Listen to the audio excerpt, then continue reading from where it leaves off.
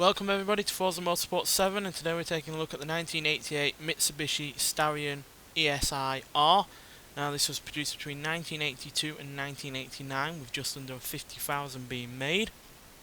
This version was introduced in 1986 with ESI-R standing for Eurosport Intercooled Rally, which and as a result this had extras over the standard version. It had a wider body, flared fenders, a rear spoiler, 5-bolt wheels and more power.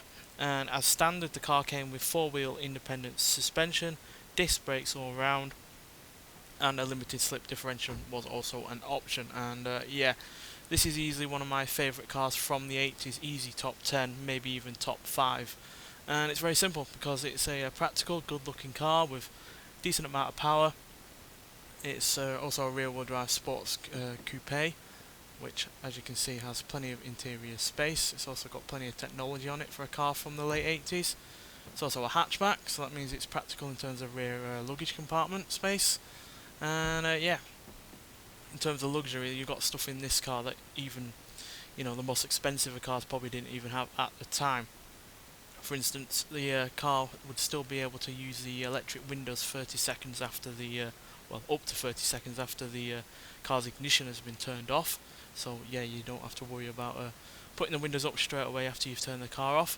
You even got volume controls on the steering wheel, and it even has climate control as well, which detects how much heat is hitting the windshield and then adjusts it accordingly. You wouldn't even get a Rolls Royce or a Bentley with that kind of stuff back at the time. So yeah, very technologically advanced, and yeah, some of that is also under the hood as well, which has a 2.6 litre turbocharged inline-4 engine producing 188 horsepower and 234 pounds-feet of torque. Now I know that doesn't sound all that much, especially in comparison to the cars of today, but even a Chevrolet Monte Carlo SS didn't have anywhere near as much power or as much torque as this. All the while this weighs only 3,087 pounds, which is really rather quite lightweight.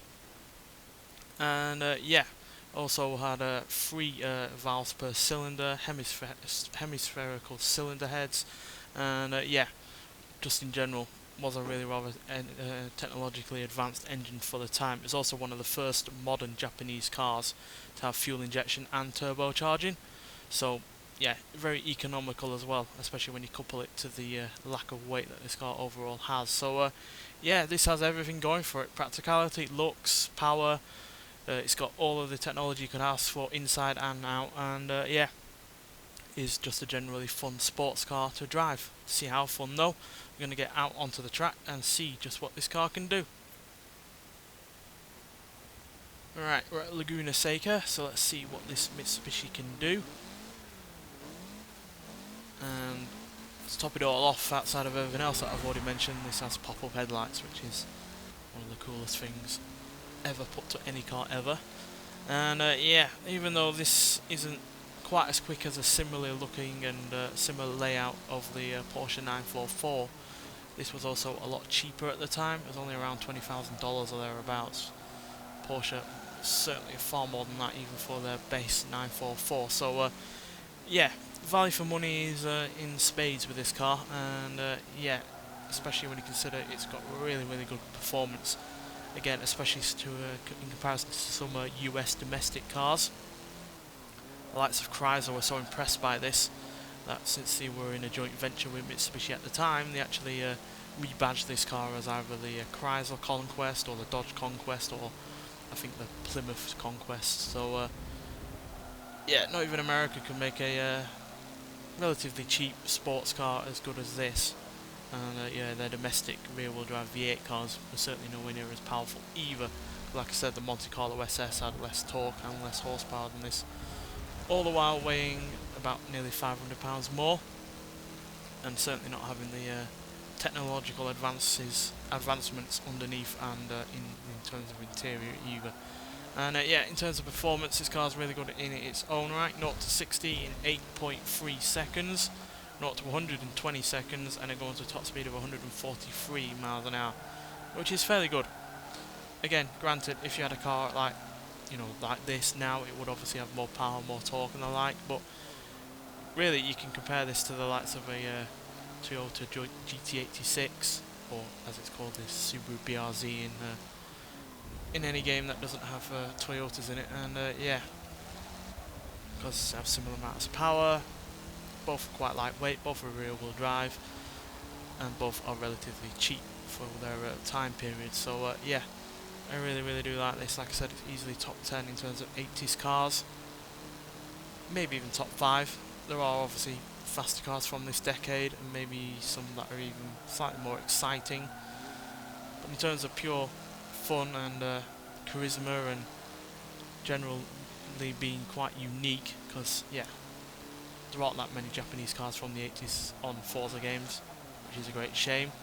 It used to be in like Forza Motorsport 4, we used to have like a Corolla from that period, but even a car like that would never match a car like this, because the Corolla that we ever had on Forza Motorsport 4 I think had less power because it wasn't turbocharged, whereas this is. And yeah, it's just really fun to drive, and yeah, you can hoon it around and be confident that it's not going to be an awful car to drive.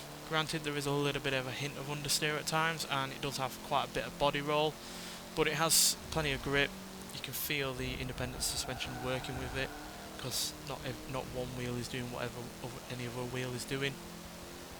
And with disc brakes all around, you can be confident that with the lack of weight that it's got going on with it, it's going to stop in time for when you want to stop quickly and get around a corner. So yeah, really far more than just a competent sports car. This is easily one of the best of its era, and it's a great shame that they didn't carry it forward really and get a second generation out of it and bring it forward into the 90s, because yeah, I imagine with more development and improvements in certain other areas, this would have been easily been able to compete with other cars from the time. But unfortunately, Mitsubishi ditched it, and yeah, the likes of Toyota took over the mantle of this, as well as obviously Mazda with the RX-7. But yeah, cracking car in its own right, and yeah, it's a great shame that this isn't in more Forza games. I know it's not in Forza Horizon 4, which is a great shame, because it is one of the best cars that Mitsubishi has ever made, quite frankly. And yeah, it's easily one of my favourites from them, as well as one of my favourites from Japan, as well as obviously the 80s itself. So yeah, if you've never tried it out before, then give it a go, because yeah, I feel that not enough people try it really, which is probably one reason why it's on very few Forza games.